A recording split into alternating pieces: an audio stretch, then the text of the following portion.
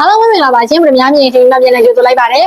လူချင်းမင်းတို့အနေနဲ့အိမ်နဲ့ဆံဝယ်ဦးမယ်ဆိုလို့ရှိရင်ဈေးဘလောက်လောက်ထိသုံးနေတာလဲပြည်များမြင်အိမ်ဆံမြေမှာသိန်း1000အောင်ရောသိန်း1000အထက်ရောအိမ်နဲ့ဆံလေးတွေအများကြီးရှိပါတယ်ခိုင်မာတဲ့ရွာမြေစစ်စစ်ပေါ်မှာတိစောက်ထားကြပြီးတော့ရင်းနှီးပြည့်စုံပါရှိပါတယ်သိန်း1000အောက်မှာရှိနေတဲ့အိမ်နဲ့ဆံလေးတွေရဲ့ဈေးနှုန်းကကြတော့သိန်း880ရှိမယ်သိန်း850ရှိမယ်သိန်း830ရှိမယ်သိန်း800ရှိမယ်ပြီးတော့သိန်း980ရှိမယ်သိန်း950ရှိမယ်သိန်း900အထိရှိပါမယ်ရှင်ဈေးအနည်းဆုံးလေးရကြတော့သိန်း380ကိုသိန်း350အထိဈေးချပေးထားတဲ့ရင်းနှီးပြည်စုံပါရှိတဲ့အိမ်နဲ့ခြံလေးရှိပါမယ်ရှင်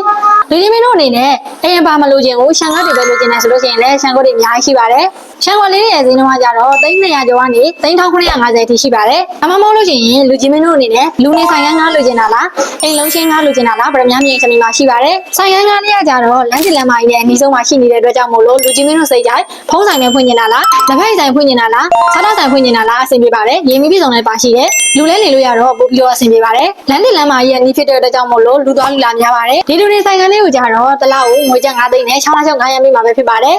အိမ်လုံးရှင်းကကြတော့တစ်လောက်ကိုငွေကျပ်3သိန်းနဲ့6လချုပ်900ရမိမှာပဲဖြစ်ပါတယ်